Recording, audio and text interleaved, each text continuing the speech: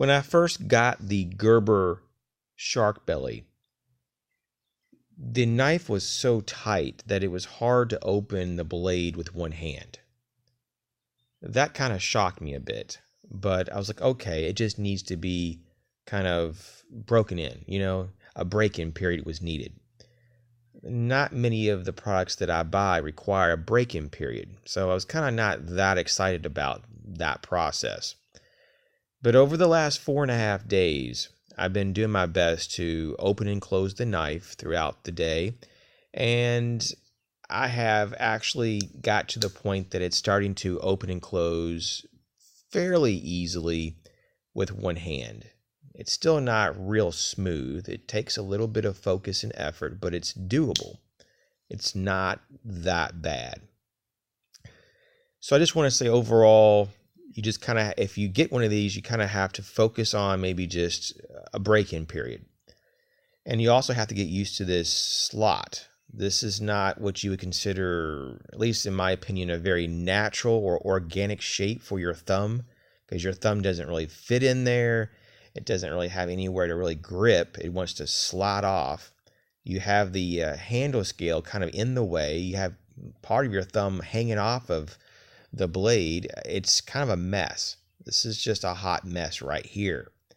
And so you do have to focus, maybe even kind of dig in and turn your thumb a little bit so that you can get a little bit of the thumb in that particular track there. And then from there, you can just kind of continue on. But you kind of have to get some momentum going. If you stop midway, you're in trouble. You're going to have to start over again. But overall, though, I don't hold all these things against the knife in a real negative light. I think that there's more positive than negatives for this blade. For the price point, it still is a winner. It's still a high value option. It's a good looking knife. I mean, let's just look at it one more time before we wrap the video up. It's a good looking knife. It's a very simple design, but it's a very modern design. It kind of reminds me of someone that is real tech savvy, someone that's very classy. This is not what you would consider a high-end looking knife.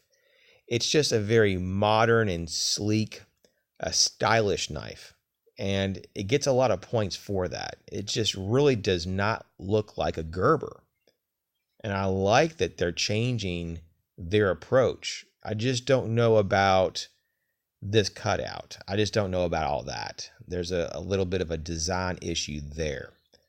And the more I look at this knife, the more that I kind of wish that the Gerber name there was maybe a little bit more sassy, if you will, a little more spicy, because you got this modern look, but you got this kind of a plain logo. I wouldn't mind seeing maybe a more formal logo, so I don't know. It doesn't really contrast, but at the same time, it doesn't really enhance the overall knife, just the look or the design. So anyways, this is all I have for today. I just want to kind of give you a really quick update. The Gerber Sharkbelly. It's definitely a unique offering by Gerber. As always, thanks for checking my videos out. I have a link to the Sharkbelly in the description box. You guys take care.